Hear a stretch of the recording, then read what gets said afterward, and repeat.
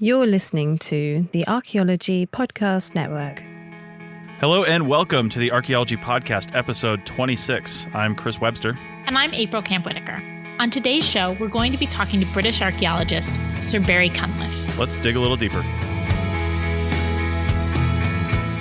Okay, welcome back to the Archaeology Podcast, the Archaeology Show, I should say. We've got two episodes back, episode 24. We interviewed Sir Barry Cunliffe about his new book, which, as you're listening to this, should be out in the UK, and that's called On the Ocean. And go back and listen to that show. We'll link it in the show notes.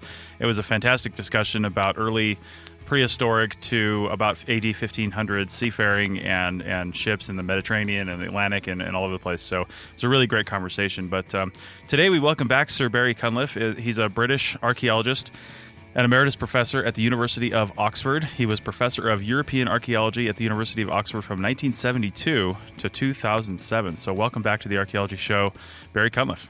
Thank you very much. I'm glad to be back. All right. Well, why don't you add just a little bit to that introduction, because you've been doing archaeology over there for a really, really long time, and and why don't you just, and that's a compliment. Yeah. I can still do it. Yeah, you can still do it. Yeah, there you go. Yep. Why don't you just add a little bit more to that introduction and help us frame the conversation today? Yep. Okay. Well, as you say, I've been at Oxford for a very long time, but I started archaeology a lot before that. When I was a small kid, I got heavily involved, and I did my first excavation. I dug on someone else's site when I was 15, and from then on, I've dug every single year since that. So that's since 1955 until now. So I've moved a lot of dirt in those years. Yeah, well, it's kind of hard over in England to sink a shovel in the ground without finding something, isn't it? It is. Literally everywhere. I mean, I'm now in Oxford University Press building in the centre of Oxford. I'm pretty sure that if I went out into the courtyard here and dug a hole, I'd find something of archaeological interest. You know, it might just be some potsherds or some flints or something like that. But everywhere in England, you can't miss archaeology. You trip over it. So what were some of the first things that you were exposed to in archaeology? What like time periods, what types of artifacts, what got you into this? Well, really, it started when I was born and brought up in Portsmouth, and Portsmouth was very, very badly bombed during the war. It was a pretty miserable place after the war. So my mother used to take me to an uncle's farm in Somerset. And I remember I was probably about 8, 9, something like that. And one day I was bored, and my uncle said, "Well, why don't you go out and into the field with a Roman villa in it and see what you can find?" So I said, "Well, where's that?" And he said, "Over there, behind the orchard." So I did. I went out into the field. It was a pasture field, and I spent the rest of the holiday there just kicking over molehills and picking up tesserae, little bits of coloured stone that mosaics were made from, picking up potsherds, picking up bits of window glass, Roman window glass, and Roman roof tile. It was a fantastic introduction. I didn't dig it at all. I was just the moles had done the work for me. You just find this stuff. And from then on, it took off. There was a villa in that field. It was excavated in about the 1820s. I subsequently found it had very fine mosaic pavements, which are probably still there, still under the ground. And it was a most incredible start for something that's, kept me off the streets ever since. Off the streets and into the fields, right? Exactly right. There you go. And early on, now we talked extensively about this in the On the Ocean podcast, episode 24, but I just wanted to bring this up because it was part of your sort of growing up. You grew up in a somewhat of a seafaring town in England with I think you said your father was in the Navy and possibly your grandfather as well. Is that right? That's right. My grandfather was in the Navy when they still had sailing ships. He joined the Navy. He was in the Navy in the 1870s, 1880s, and he was what was called a fore-topsailsman. He was in charge of the top sail on the foremast of the sailing ship. I've got the whole of his naval record, which is fantastic. All the ships he's sailed on, and one occasion he had an accident, and of course the British Navy recorded all these things meticulously, and it described this accident, how a hawser broke and recoiled and broke his toe, and the last line in this record, he was sober at the time, which I thought was a rather nice let out. But so my grandfather was in the Navy, and he retired to Portsmouth and taught naval gunnery, and my father was in the Navy as well, and in the Second World War. Nice. So at what point did you were interested in some of the stuff you were seeing when you were younger, and then went to university for this? At what point did you become interested in I guess, boats and seafaring and things like that from an archaeological perspective? I think it's always been there, really. Portsmouth is a big naval town, and you can't forget the sea. It's all around you, so it was sort of in my blood. And the first excavations I did were not very far. I did them with my school in Portsmouth. There was a school teacher there who ran a little excavation on the South Downs. You can see the sea from the South Downs. So I started working there when I was 14, 15. I suppose I really first became aware of the importance of the sea when I started the first excavation that I did, first decent size excavation I did by myself, which I directed, which was in 1961 at a place called Portchester Castle, which is in the upper part of Portsmouth Harbour. It's right on the sea. And it starts off as a fort built by the Romans. It's a big fort, about 9 acres, built by the Romans to protect the coast at the time when the Saxons were beginning to raid into the English Channel. So it's one of what we call the Saxon shore forts. There are about 9 or 10 of them around the coast. And it went on in use. The Saxons settled in there, and then in the medieval period there was a castle. It went right on to the early 19th century, at the time of the Napoleonic Wars, beginning of the 19th century, when it was a prisoner of war camp for sailors who were caught from the French Navy. So that site was absolutely linked to the sea in every single period. And I suppose it was digging there I started in 1961 and went on into the late 1970s. It really, dragged me into this contact with the sea. And that's one of the interesting things about England, because it's an island, so everything is sort of linked to the ocean in a way, in the end. And I noticed that a lot of the sites that you've worked in you've kind of looked at trade, or they've been these kind of coastal sites. That's right. You can't really get away very much from the sea. I mean, I'm in Oxford. I suppose I'm almost as far from the sea as I can possibly be, but it only takes me an hour to get there. So it's you're conscious of it, and I think I have really favoured the coast in the sites that I've chosen. Most of them have been in some way, when I look back on it, associated with the sea. And I think that's because of this sort of latent interest. I've always been drawn to be near the sea. And as you say, Britain as a sort of trading nation. It's always been a trading nation. It's always been linked by the sea to Europe to start with. And people tended to think of the sea as being a divide. It wasn't. It was the thing that linked. And it was easier to travel by sea and through most of the prehistoric period than it was to travel by land. Easier and safer. So the seaways between Britain and the continent were absolutely awash with ships throughout prehistory and the historic period. You can't miss them. So one of the sites that you worked at, which is really interesting, is Danebury. Yeah. Would you mind Danebury, the hill fort. So would you mind telling our readers what a hill fort is and a little bit about your work there? Yes, sure. Well, hill forts belong to what we call the Iron Age in Britain. That's a period from about 800 BC to the time when the Romans started to conquer Britain, which was in AD 43. So the latter part of the first millennium BC.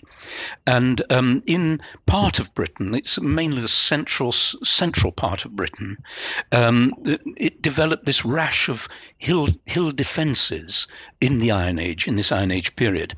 And these are, if you can imagine, a sort of roundish hill or an oblong hill or something like that, oval-shaped hill. What they did was to dig a ditch all around the contour of that hill and pile up a bank on the inside and have a couple of gates leading into it. And it was a defended place. It was a lot more than that. I think it was a sort of symbol of your tribal identity.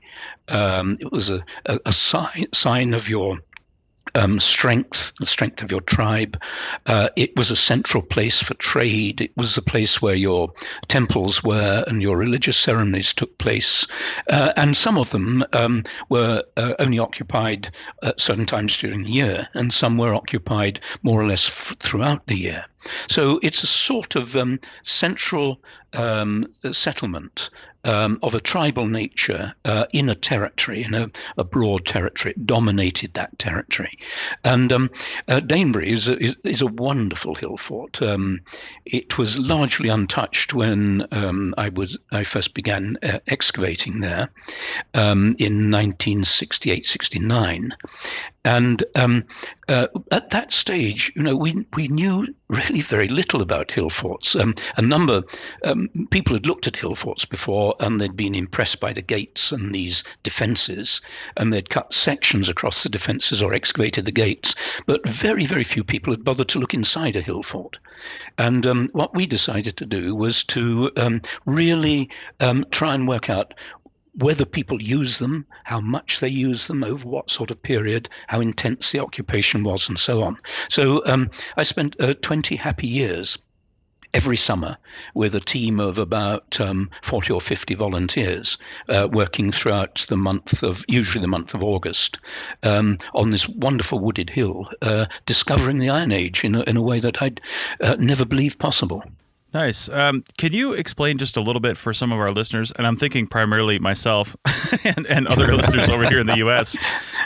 Exactly, because when I think hill fort and I hear you explain what it is, because this podcast is intended for a wider audience. I'm almost envisioning like the mounds that we have here in the southeastern United States and central United States, because you're mentioning how they have been excavated and people hadn't looked inside of one. Is that kind of how these things end up now, how they look now? Is they're buried features, which is why they haven't been, I guess, plundered? No, if you go to the average hill fort now, you'll see these defences, this big bank and ditch, and sometimes 2 or 3 lines of banks and ditches. There's one at Maiden Castle, which is massive, with about 3 or 4 lines of banks and ditches involving huge amount of energy to build, really looking dominant. But the inside area, the area enclosed by these defences, is usually, in most cases, it's just plain grassland with nothing very much to see,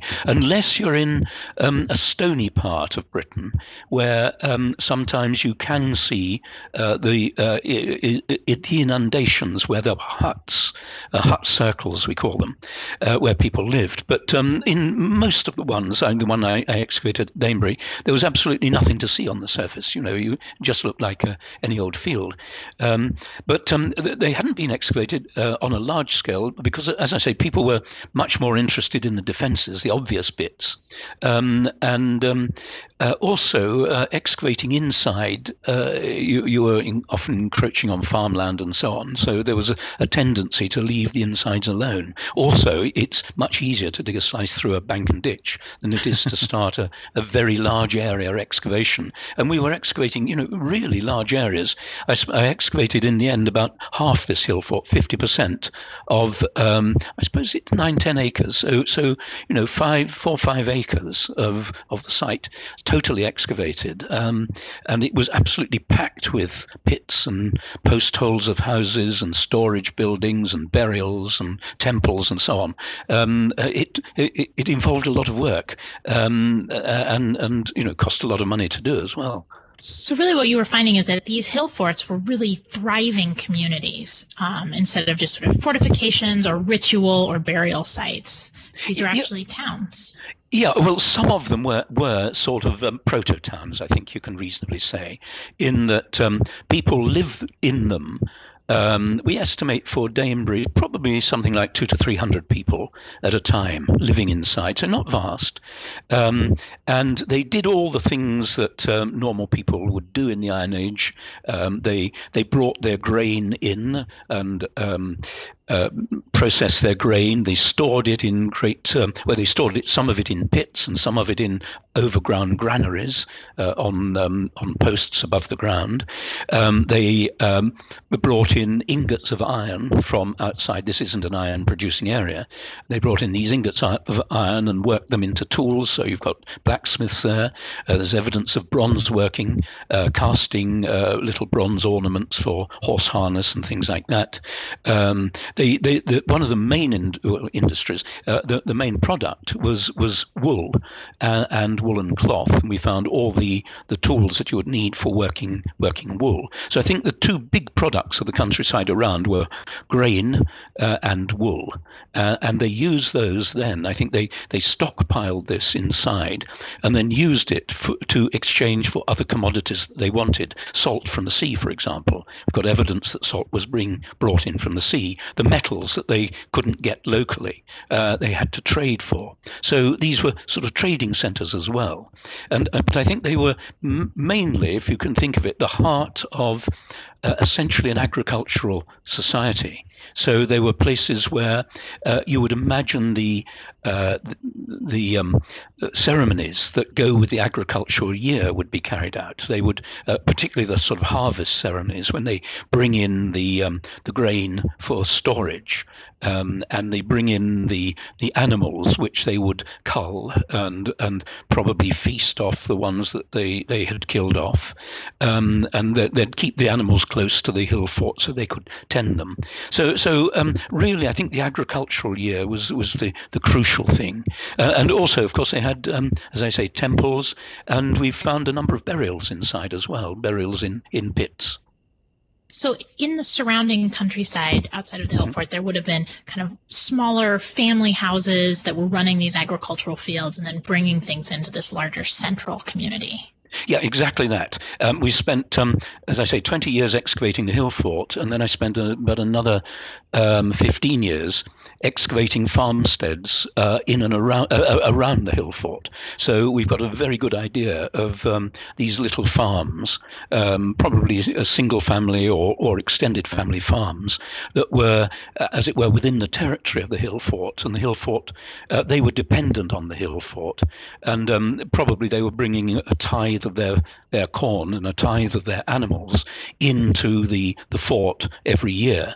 And the Lord there must have been some sort of coercive power. The Lord there would no doubt offer them his protection from other people raiding them. So you would get this a society very much like the Irish societies that were being recorded in the Irish sagas. Very much that sort of thing. Okay, well, on that note, we are going to take our first break, and we'll come back with more from Sir Barry Cunliffe in just a minute or so.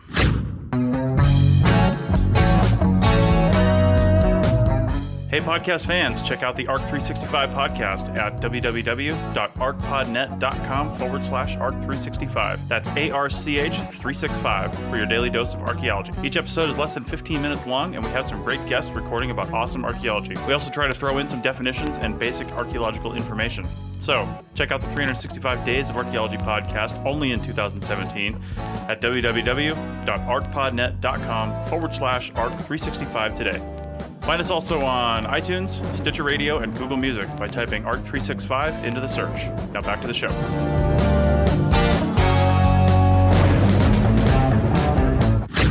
Great. Well, welcome back to the Archaeology Show, and we're talking with Barry Cunliffe.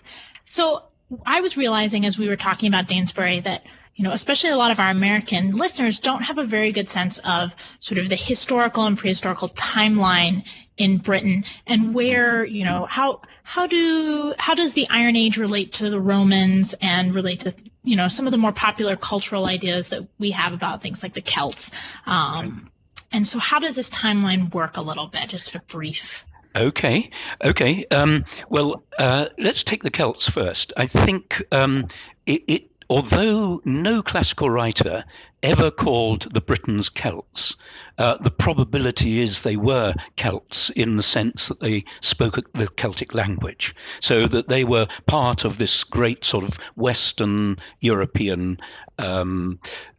group of people who spoke a similar language and had really rather a similar culture. So that's where they belong. They are Celts, I think we could say. Now, in terms of time, we in Britain still use the old three-age system, where you divide the prehistoric period into the early Paleolithic and Mesolithic periods, so the hunter-gatherer Stone Ages, and then the crucial time is around about 4000 BC, when agriculturalists come across from the continent and colonize Britain. And that's the beginning of the Neolithic period. And then a bit later, somewhere around 2400 BC, copper and bronze start to be used. And then somewhere around 800, 700 BC, you get the first use of iron. So although we still use these old technological terms, they're good shorthand, really we're dealing with pretty well a continuum of people. The Iron Age people in Britain didn't actually sort of come across from anywhere. They were the indigenous population whose ancestors go right back to the Neolithic and right back, I think, in many cases, to the early hunter-gatherers. There's quite a lot of early hunter-gatherer genes still around at that time.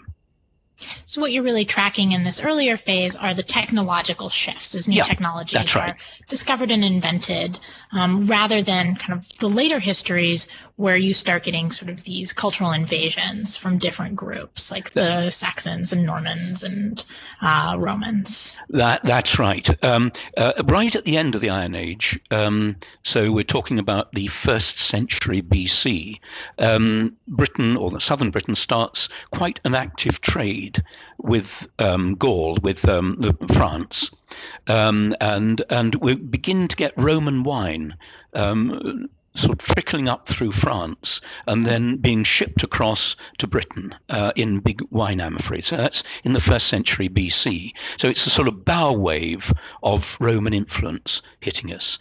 And then as you get through the 1st century BC, 55 BC is a date that every English schoolboy knows, because that's when Julius Caesar landed in Britain. So the first sort of Roman invader to come to Britain was 55 BC, and Caesar raided in 55 and 54 BC, and then went away again. He didn't really make a good job of it, and he only just got away. He back to the sea again. He misjudged the sea. He didn't understand tides, for example, and got it all wrong. But anyway, that's 55, 54 BC, and from then on, Britain was trading more and more and more with France, which was at that stage Roman. Caesar had conquered France, but Britain was unconquered. So native Britain was trading with Romanized Gaul, France, at that stage. And then eventually in 43 AD, the Romans under Claudius, the Emperor Claudius, decided to come and conquer Britain. And that's when the first Romans landed on the south coast. First Roman armies of conquest landed on the south coast and then fanned out across Britain into Wales, into Scotland. And you could say really by about the 80s of the 1st century AD, Britain was pretty well under Roman control. That's really interesting, because I think when we think about British history and prehistory, we don't necessarily think about the fact that these invasions were first kind of almost a cultural and trade-based. We think about military forces landing and kind of bringing in new cultures and ideas, rather than all of these groups are really interacting already in different ways. And so do you see this in some of the archaeological work you've been doing? I know you worked in places like Bath. Yes. Bath is a very interesting sort of case study because Bath is a city in the western part of Britain, and it's famous for hot springs which bubble up from very deep down, bringing up a lot of water, 250,000 gallons of water every day, hot water, 45 degrees centigrade, sort of bubbles out of the ground. And the prehistoric peoples must have regarded this with absolute wonder. And we find that they were throwing in the Iron Age, they were throwing coins into the spring. It was a sacred spring. It must have been incredible for them because you're getting this bubbling water coming out, a pall of steam over the whole thing. The water brings out bright red iron oxide, so all the ground around is stained like blood almost. It must have been absolutely astonishing for people. And then the Romans come along.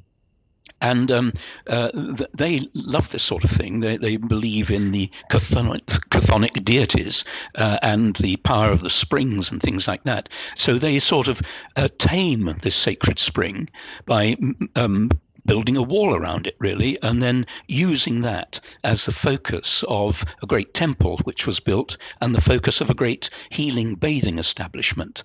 And if you come to Bath now, you can visit quite a lot, well, most of the bathing establishment, and see quite a lot of the temple, because the bathing establishment was dug up in the end of the 19th century, and we excavated quite a lot of the temple in the 1980s, 1990s. So, but then, you see, it continues. When the Romans go, the Saxons come along. The Saxons have invaded Britain. They eventually get to this western part of Britain, and here are all these old Roman ruins. And there is actually a marvelous Saxon poem called The Ruin, which in the Anglo-Saxon language talks about these ruined buildings with the hot water seeping out of them. And then the Saxons sort of build a church and cemeteries. Then in the medieval period, we're getting now after the Norman invasion in 1066, in the medieval period, people build proper baths here and come and bathe in the sacred water, and that's curative water. So it's a real. Most of our sites, or many of our sites, have got this incredible continuity about them. Is that called Bath because of the baths, or baths called baths exactly because of that place? No. It's called Bath simply because it's a Saxon word. It's where people went to have a bath. Yeah. Nice. Yeah. That's awesome. Well, why don't you tell us a little bit about, because I noticed I'm just following along with one of the biographies I found from you, and after Danebury, tell us a little bit about the Danebury Environs program that says here, and just tell us what that was. Yeah. Okay. Well, as I said, we spent 20 years excavating 20 seasons. I mean, 20 years sounds a long time, but 20 seasons, 20 months, in fact, or a bit more than that, excavating the hill fort.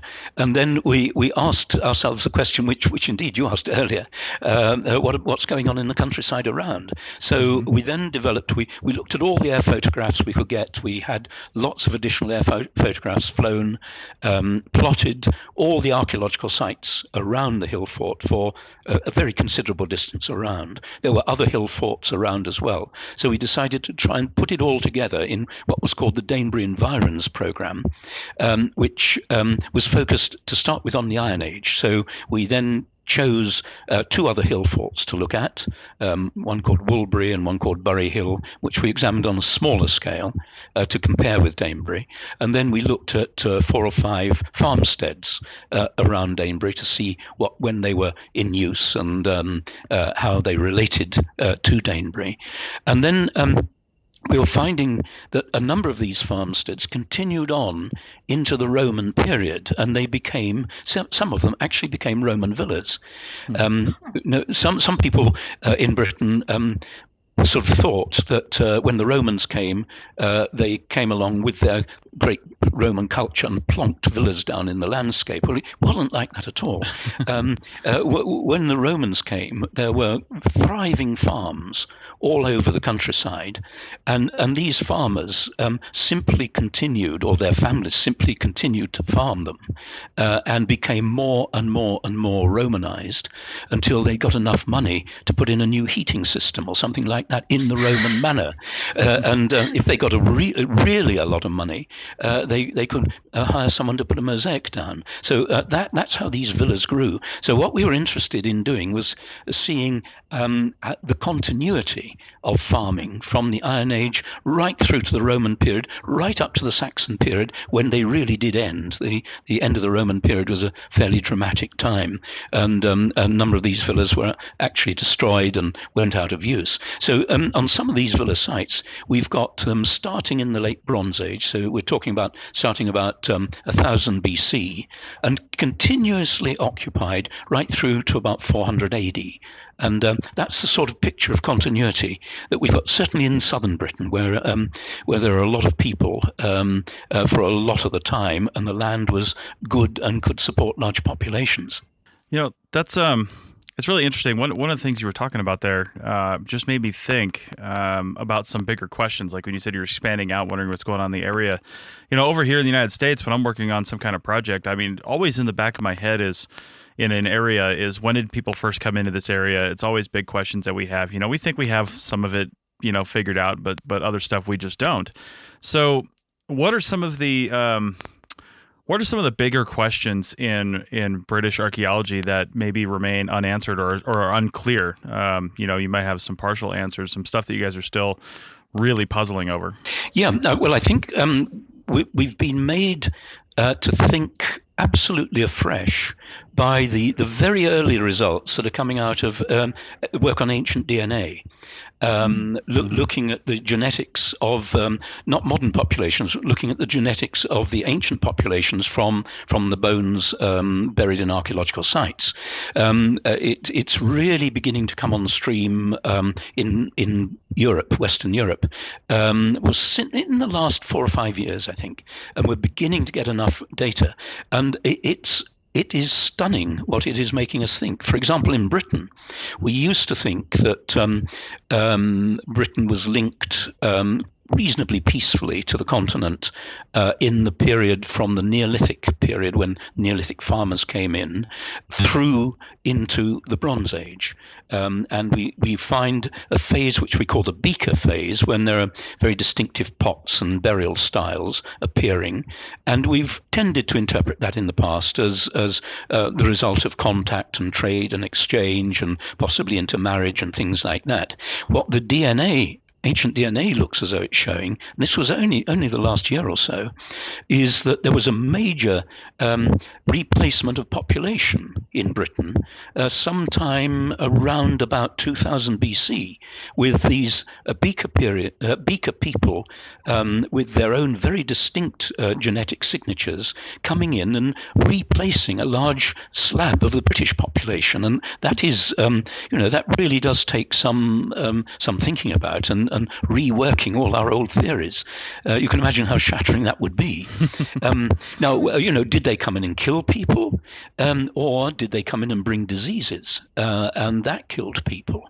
So the next bit of this work, I think, must be trying to find the DNA of the pathogens, which might still be associated with the bones. So it opens up a huge new field, absolutely stunning new field. That's awesome, because preservation over there in the landscape in general is fairly decent for human remains and bone material, isn't it? Yes, it is. It is all the time that people were inhuming. It's great, but unfortunately there was a period in the Bronze Age when the cremation was the main form of disposal, and that's not good for genetic work. But in the crucial periods when these changes are taking place, in the early Bronze Age, the beaker period, they were inhuming, and then later on, of course, we're very interested in. There's big debate about the Saxon invasion. It is culturally a big divide in Britain, but how many people actually came across? And again, the ancient DNA is beginning to help us look at this problem. So are you finding that you can almost, with the ancient DNA, that there's the possibility of sort of tracking lineages and identifying some of, especially with things like the Norman invasion, identifying, okay, these are individuals who are coming across and sort of bringing genetic material into the country? It's a little bit cruder than that. What they're doing is they're bringing their DNA into the country. And we can tell if it's sort of alien DNA to what was here before. So, for example, in the Neolithic period, we've got some signatures on the DNA. We're talking about very few samples at the moment because the method is just starting. But we can recognize what the DNA of a normal British Neolithic population is. And it's very much Atlantic linked. And then suddenly we get these new signatures coming in with this new culture, the beaker culture, and these signatures link essentially back to the steppe, back to the Ukraine and southern Russian steppe, when there was a movement of people into northern Europe, and it seems we're in Britain getting the sort of tail end, the last sort of throes of that movement. So of course it took place over a period of time, but and similarly, if you sort of go on a bit, fast forward to the Vikings. The Vikings started raiding Britain. Vikings from Norway and Denmark started raiding Britain in the 8th century AD. There's been a lot of work on Viking DNA, and that can easily be recognized. A lot of the Scottish population has got really solid Viking DNA in it, coming in at that time. So there's a huge amount of potential for this work. And I reckon over the next 20 years, or possibly only the next 10 years, if we put all our effort into getting these ancient DNA signatures sorted out, we could almost put archaeology on a hold and wait until this is sorted out and then come back to the archaeology. Nice. Well, I think we're going to go to break in about a minute, but before we do, I'll just ask you about something a little fun that I saw in your bio. It says that you were the inspiration for the name of a character named Current Cunliffe in a 1979 book. Yeah, I can't live that one down. It's on the internet. It's down forever now. Yeah, I know. David Macaulay, who is an American and does some wonderful books, City and Cathedral and Underground and books like that, which really are sort of comic strip books that take the world apart and make it great fun for kids. He wanted to do a book on archaeology, and it's called Motel of the Mysteries. I knew him well at one stage, and I remember in my home we were both sitting on the floor drinking whiskey, talking about this book, and I suggested various things, and we had a hilarious time. Anyway, he then went away and wrote this book, and it's all based on a motel being excavated by archaeologists, and they discover the toilet and regard this as the great focal ritual center of the whole establishment where people worshipped and so on. It's just such a fun book, and he said he'd get me in it somehow, and so he did. I've never forgiven him. Nice, that's awesome. I'm gonna have to check that out now. All right. Well, we've got a bunch more questions to ask, and we'll try to get them all done in the last segment, and we'll come back in just about 30 seconds and start that up. This network is supported by our listeners. You can become a supporting member by going to arcpodnet.com/members and signing up. As a supporting member, you have access to high-quality downloads of each show and a discount at our future online store, and access to show hosts on a members-only Slack team. For professional members, we'll have training shows and other special content offered throughout the year. Once again, go to arcpodnet.com/members to support the network and get some great extras and swag in the process. That's arcpodnet.com/members. Okay, we're back, and we're finishing up this fascinating discussion with Sir Barry Cunliffe. And one of the things I wanted to ask you about, just because I spent some time there, and it's such a small kind of place, but it mentions in one of your biographies that you worked in the island of Jersey. Now, what what Americans might not know is there's the Channel Islands between England and France there down on the southeastern side is a string of islands. And I spent about 2 months on Jersey back in, I think, 2004 or 5, something like that. I had a friend that actually worked for the BBC there, and she's like, yeah, come out for the summer. And I just came out, and I ended up, just because I was, getting a little bored sitting in her house all the time, I ended up working in a coffee shop just for fun because it was an interesting time. But anyway, I went all around that island. I actually had my bicycle shipped out there, and it was a great place. So tell us what you did on Jersey, because I'm really that island was so fascinating with its history. Okay. Well, I'm interested in the whole group of these Channel Islands. And as you say, they're in the English Channel, but they're very close to the French coast. And really, they're part of France. And the French, of course, don't like us having them. So they refer to them as the Île Anglo-Normande rather than the Channel Islands. Yes, they've been English for since the medieval period. They are linked. They're part of this great Atlantic Seaway, which people use to communicate right from Spain, even from Morocco, right up the Atlantic coast, across past these islands to Britain. Jersey, I was looking at an Iron Age fortress there, a place called Roselle. We didn't find very much, but we found enough to sort of characterize it. I did some more work on Guernsey, which is actually, dare I say it, in the period that interests me, it's a more interesting island. And the islands are as you know, they're pretty well, they fight with each other sometimes anyway. But Guernsey is a great island, and it was one of the main ports that the Iron Age traders used when, I mentioned earlier, they were bringing wine from France to Britain in the just before the Roman invasion. Well, some of the wine ships actually stopped off at Guernsey before they made the last haul across the Channel to get to southern Britain. So we were examining sites of that period, and I'm working now, and I don't know whether you visited it. North of Jersey is the tiny island of Sark, and it's famous. You've heard of it, I'm sure. Yeah, we did. Yeah. It's famous because it doesn't have any cars on it, and it's ruled right. It's ruled by a seigneur who has the lease on the island from the Queen, and this goes back to Queen Elizabeth's time, when the first seigneur sort of persuaded Queen Elizabeth to let him have the island, and the present Queen allows the current seigneur to have the island. It's just gone on and on and on, and the seigneur has to pay the Queen the same as they did in the Elizabethan period, which I think about just over £1 a year for the lease of the island, or something like that. But it was on that island that in the 18th century they discovered a hoard known as the Sark hoard, which is absolutely remarkable.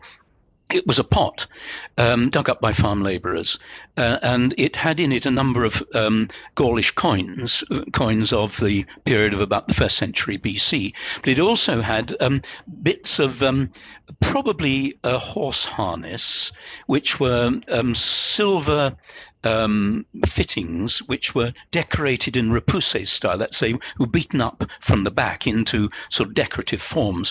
And these were fabulous animals, sea beasts and other fabulous animals, quite unlike anything found in Western Europe. And these actually were almost certainly made in what is now Bulgaria or Romania. Now, how on earth these bits of treasure moved right across Europe to eventually be buried on this tiny little island. It's only 3 kilometers long by 2 kilometers wide. But I think the answer is that they were buried in a religious site, and that Sark had a really important religious function. It was a sort of central island, and it was rather remote. You couldn't easily get to it. It's got cliffs around it, and I think it was something of a sacred island in the past, and this was an offering of enormous value that was brought to the island and buried in a pot and found 1,800 years later. So as we're talking about trade and movement of goods and these islands, especially during things like the Iron Age. I'm just wondering, what are these Iron Age boats looking like that are navigating the open sea long distances? Mm-hmm. Okay, well, we do know about these, fortunately. It's a tradition of boat building which we call Romano-Celtic, because the tradition starts in the Iron Age, and they're still building boats in the same tradition in the Roman period, in the English Channel, and we actually have some of the remains of those boats. There's one of the boats of the Roman era was found in the harbour of St. Peter Port on Guernsey, so by maritime archaeologists. And we know that this tradition continued because we've got some coins of the Iron Age which show little boats on them.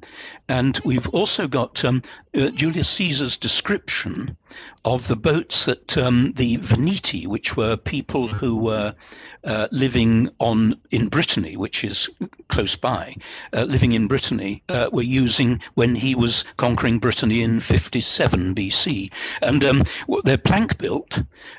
Caesar is very impressed by how sturdy they are, very thick planks. The planks are overlapping. He says they're joined with nails, massive nails as thick as a man's thumb. They've got sails of rawhide. They're cross-rigged with these rawhide sails. He says either because they don't have any linen, which isn't true, they did have linen, or because they thought that the Atlantic gales needed something tough like hide for the sails. And then they have great anchor chains and anchors of iron. And indeed, an iron anchor chain and an iron anchor of just this date was dug up in the county of Dorset on the south coast of Britain about 100 years ago. So we've got quite a lot of evidence of these boats, sturdy plank-built boats. Caesar was really impressed. He said they've got high sides. The Roman boats couldn't really come near them. They were so strong and solid, and he said they're absolutely built to cope with the Atlantic gales. So that's one kind of boat. The other kind of boat, of course, is the skin boat, the boat that made of a very, very light, which we talked about previously, made of wicker work covered in skins, smaller boats which actually bob on the waves. And some of these also were square rigged, but they were mainly rowing boats, but the sail was used on some occasions. So the two types of boats are really tough, nailed together planks, and then these little light skin boats. This is a bit of an esoteric question, but has anyone tried to reconstruct any of these boats and experiment with sailing in them? Yes, someone, the skin boat tradition, we know the Irish monks use skin boats. Some of the monks use the skin boat to get to Iceland, for example. And there's this tradition of St. Brendan, one of the great Irish traditions, about the saint who went out on a boat and sailed around the seas and found lots of mysterious islands and then came back again. And he had a skin boat. It's described in detail. And Tim Severin, the maritime archaeologist, built a skin boat like the boat described by St. Brendan, and he actually sailed it and found it was really very effective. You can sail very easily on a skin boat. So the answer is yes, they have. No one has yet built one of the plank built boats. That would be a bit more expensive to do, but I mean, it ought to be done. It would be interesting to do, but I think someone will get round to it. Experimental archaeology is very strong in Britain, and people are keen to do this sort of thing. You learn all sorts of things that you wouldn't otherwise learn if you do experiments. You think they did it this way, you try and do it this way, and you find they didn't do it this way. So you learn a lot. One thing I was remembering too, when I was in Jersey, where I was staying was, I think, on the north side of the island, and just around the corner from there, I mean, you could see France. Like you mentioned how close it was, you could see France. And when the tide went out, I mean, it was really tempting to just try to walk there. It was like it went way out. Well, you wouldn't need much of a boat to cross that gap. No, you wouldn't. And indeed, in the Neolithic period, so we go back to about 4000 BC, Jersey was almost certainly linked, direct to France. Mm-hmm. You could walk from France right across to Jersey. Guernsey wasn't. Guernsey was an island then. But you mentioned when the tide goes up, because there is quite a massive tide there, isn't it? Yeah. And you can see these great shelves of rock, granite, extending right out. And that's one of the reasons why the Romans weren't too keen to use Jersey as an intermediary base. It was very dangerous to sail around it. And Guernsey is a much safer place to sail to. And that's why Guernsey gets all the Roman trade. So the rocks were a danger, a hazard. I liked Guernsey a lot. We went there a number of weekends. It seemed way more, I don't know, relaxed. Even though Jersey is a pretty relaxed place. Went to. Yes, yeah. I prefer Guernsey, but then I would have to say that because I work with a lot of Guernseymen on site. So. Nice. And I did remember too. It was 2004 that I was there, because I was there when they were celebrating their. And I remember as an American thinking, I'm from Washington State, and I think we celebrated our 100th anniversary of statehood or something, back in like 1989 or something. But Jersey was celebrating their 800-year anniversary of when they came under British rule, I guess, and kind of separated. Right. Yeah. Yeah, that's right. Yes, exactly. It's but of course, it could go back a lot further than that if they wanted to. Yeah, and there's. There was a castle on the south of, I think it was in St. Helier, and it was that was being excavated while I was there, and they weren't very forthcoming with information to tourists, but they were excavating, it was pre-800, and they said that castle, I mean, they just keep going down, and it was a nice place to set up, and they just find, occupations going as far down as they could go. Yeah, and now at the moment, there are people excavating Paleolithic sites on the island. Wow. Hunter-gatherer sites. It's promising to be one of the major sites for that period now. So nice. There's plenty there. I've been working on Sark for the last 13 years. Nice. Very small scale excavation, but got about 10 people working for a couple of weeks every year. But every time we come up with something very new, from the Neolithic period right up to recent times. The most recent archaeology on Sark is in fact German Second World War archaeology, because the island was occupied by the Germans, one of the few bits of British territory that the Germans actually ever got to. But the remains then, I was digging up bits of German Second World War accumulator jars from batteries in the top layer of one of my excavations, and that's as much a part of the archaeology of the island as the Roman or the Neolithic. Nice. Yeah, one more comment on the German occupation. That's another thing I noticed, because they weren't occupied for very long, but Jersey was occupied long enough just for the Germans to lay down a bunch of train tracks, and then as soon as they left, they ripped up all the train tracks, and they're a fantastic series of trails that you can bike or walk on all across the island now. Yeah. And there's a great underground prison there too, which is a big tourist site now. Yeah. But I mean, the big joke was it shows how our perceptions change. Immediately after the war, all the people on Jersey and Guernsey were keen to get rid of every trace of German occupations, so they went round and tipped all the guns off the cliffs into the sea and so on. And since then, they've been trying to get them back to put them up for tourists to see. So. Nice. All right, so we've only got a few minutes left. Have you done any work? I'm trying to find something here, but have you done work outside of the UK and outside of that to try to link some of this stuff together? Yeah. Let's talk about that a little bit. Okay. I've worked in Brittany, the sort of the other side of the channel, and excavated sites of the Iron Age and Roman period there. Again, looking at the trade links across the channel. One of the sites I excavated, it's near where I now live for part of the year in Brittany. It's a place called Liode. We found plenty of evidence of cross-channel trade between that part of France and Britain throughout the Iron Age and Roman period. So, and then extending it down, I did quite a lot of work in Spain, in the Rioja, in the north and in Andalusia in the south, in the very hot south, looking again at these contacts between, in that case, in the south, I was looking at contacts between the Mediterranean and the Mediterranean Sea and the native communities. And in the north, I was more interested in what we could link into the Atlantic and how we could see trade coming across Spain to the Atlantic. So working in Andalusia, as I said, it was very, very hot, and the wine was pretty ordinary.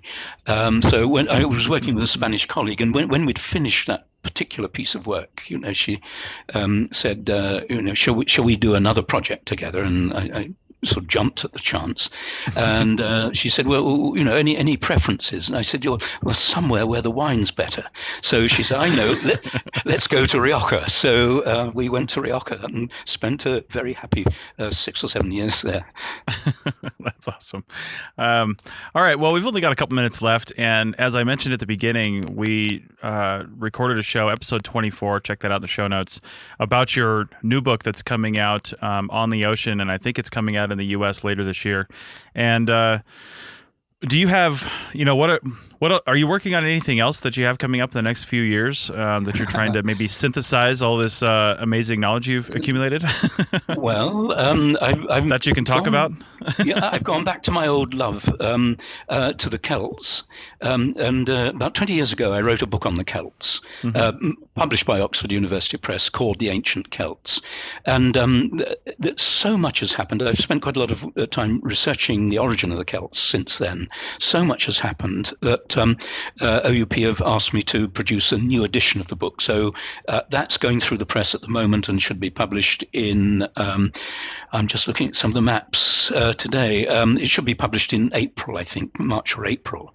And then meanwhile, I'm writing a companion book to the Celts on the Scythians, the people who occupied the steppe, really, from right across the central of Eurasia through Kazakhstan and into Russia, southern Russia, and the Ukraine. These wonderful nomadic peoples with brilliant art, horse riders who impinged dramatically on Europe for about 800 years. So the Scythian, I'm deep in the Scythians and deep in the steppe at the moment, but I've got one or two other ideas for when the Scythians are done. Nice. All right. Well, thanks a lot, Barry. And I do have one actually final question, and I don't care if we're going over time, because you are the first that I've been aware of. You were the first knighted archaeologist or person in general I've had to talk to. How did that happen? How did you become Sir Barry Cunliffe? Well, it's all a total mystery, and no one knows how it happens. But you simply get a letter from the Prime Minister's office saying the Prime Minister is minded, it's very carefully written, the Prime Minister is minded to recommend to the Queen that she might consider appointing you a knight. Would this be acceptable? You see, so what do you say to that? Right. But so you write back and say, well, it sounds like a good idea, thanks. And then it happens. So what goes on in the background, I don't know. Someone somewhere probably came up with the idea that we ought to have a few more archaeologists who are knights, and sort of looked down a list and said that one will do. It's as simple as that. Yep. Nice. Well, again, thanks a lot, and for our listeners, go check out the links in the show notes. Check out episode 24 of this show to hear about his new book, On the Ocean. And again, thank you, Sir Barry Cunliffe. Thank you very much indeed, Chris and April.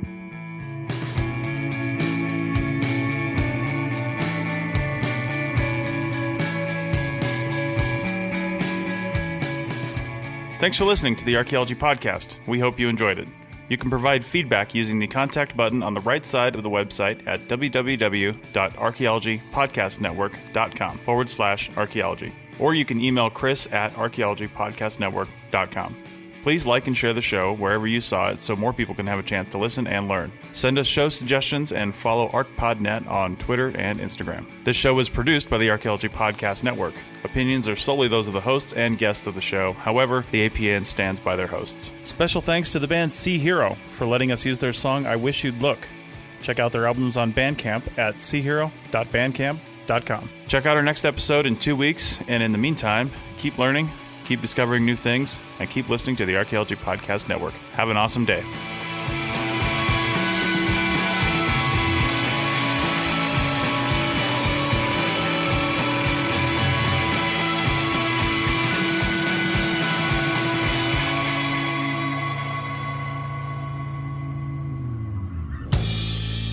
This show is produced by Chris Webster and Tristan Boyle, and was edited by Chris Webster. This has been a presentation of the Archaeology Podcast Network. Visit us on the web for show notes and other podcasts at www.archpodnet.com. Contact us at chris@archaeologypodcastnetwork.com.